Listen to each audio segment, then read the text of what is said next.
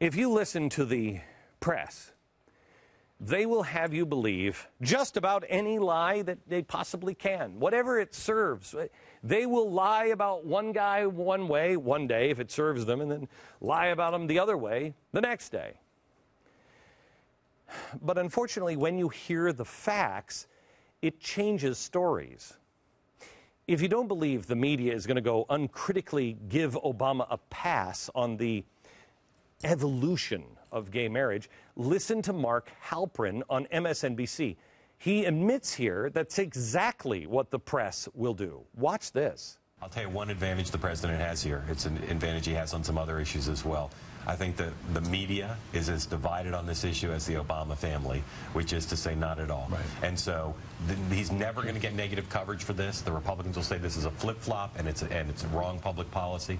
But when you have almost the entire media establishment on your side on an issue in a presidential campaign, it's very hard to lose politically. But he's getting heat from African Americans and African American preachers who are wildly opposing gay marriage.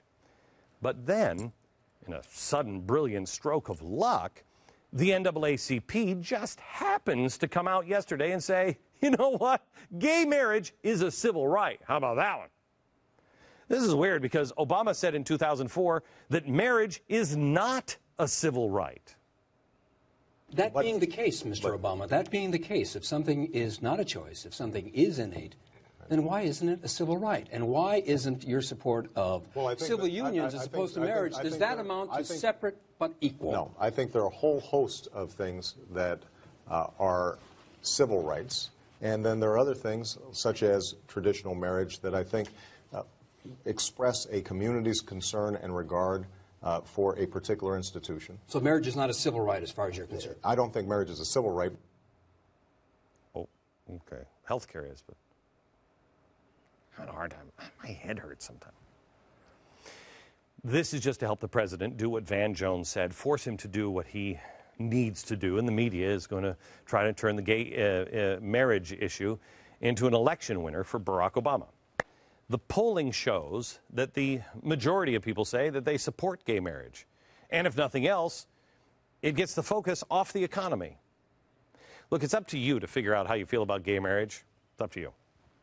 But looking at the politics of it for a second, is this really the home run that the media thinks it is?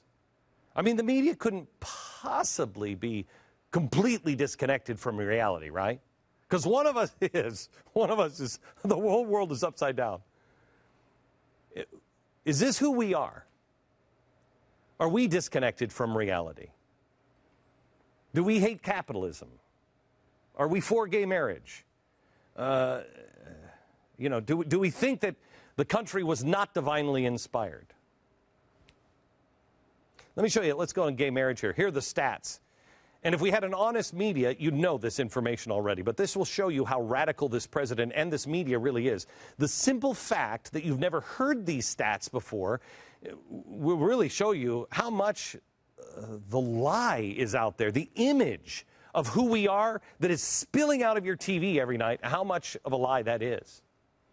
Every day, all of the swing states that are up for grabs in 2012, if you look at them and you look at the polls, only Colorado and New Hampshire favor gay marriage. Now, these are the poll numbers. In Missouri, a swing state that McCain barely carried in 2008, gay marriage opposed by 27 points. North Carolina, which was carried by Obama in 2008, opposed by 30 points. In Virginia, opposed by 19. Ohio, opposed by 20. Michigan, opposed by 18. Florida, opposed by 23.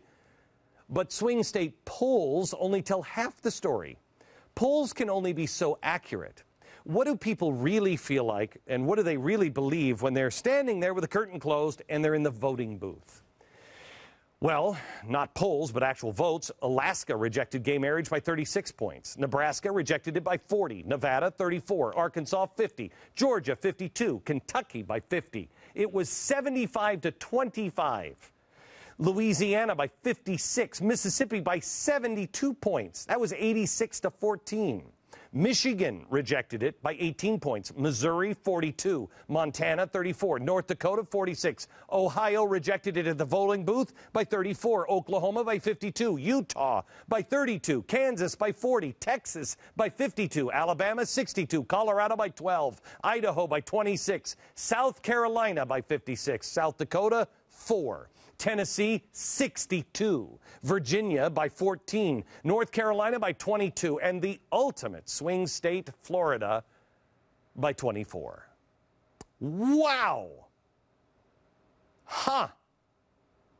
That's some pretty important information, huh? You might say that a lot of those are conservative-leaning states, and, well, Hawaii rejected it by 38 points, and Oregon rejected it by 13. Wisconsin rejected it by 18, and California rejected it by 4. And you know who was instrumental in that? Hispanics and African Americans. Ooh. Now, this kind of sounds a bit one-sided. To be fair, there have been bumps in the road for advocates of traditional marriage. Arizona rejected a gay marriage ban, 52 to 48. Well, actually, they rejected a ban of marriage, civil unions, and domestic partnerships. I mean, it's a ban so stringent that a good portion of this audience wouldn't vote for it. But when they made it only about gay marriage, well, then rejected only by 56 to 44. In every state it has ever been voted on by the people have reaffirmed that marriage is between a man and a woman. And there's no hate in that, but every single time. So until the media forms its own state, a state that will have a perpetual 100% approval rating for Barack Obama, and a state I will never, ever visit, the president's pandering for donations or whatever, I don't know, might not just be a home run that he thinks it is. But it will give people, at the very least, a chance, another chance to label conservatives or anybody who believes that the Constitution was divinely inspired or we don't hate capitalism as hate mongers or racists. But that's ridiculous. Where is the real hate coming from? Is it coming from the right or from the left? Are we truly a people that no longer thinks America is divinely inspired? Are we a people that doesn't believe capitalism works? Are we a people that thinks that bankers are evil? Are we a people that thinks marriage isn't a civil right? Are we a people that hates people based on color or religion or for any other reason? They will tell you these things are so when they are not, and deny those things that are true. But you know what? It will end up either being their undoing or ours. If we allow them to say these things and just leave them unchallenged and leave those people unchallenged, hold them by their own standards. We have to challenge these things in our own circles of influence. Those who wish to be part of the solution and not the problem are going to have to reach deep inside themselves for strength and not dismiss obvious signs that we are fundamentally being transformed. You're on a train, gang, and you don't recognize the country you're looking at anymore because the train is moving.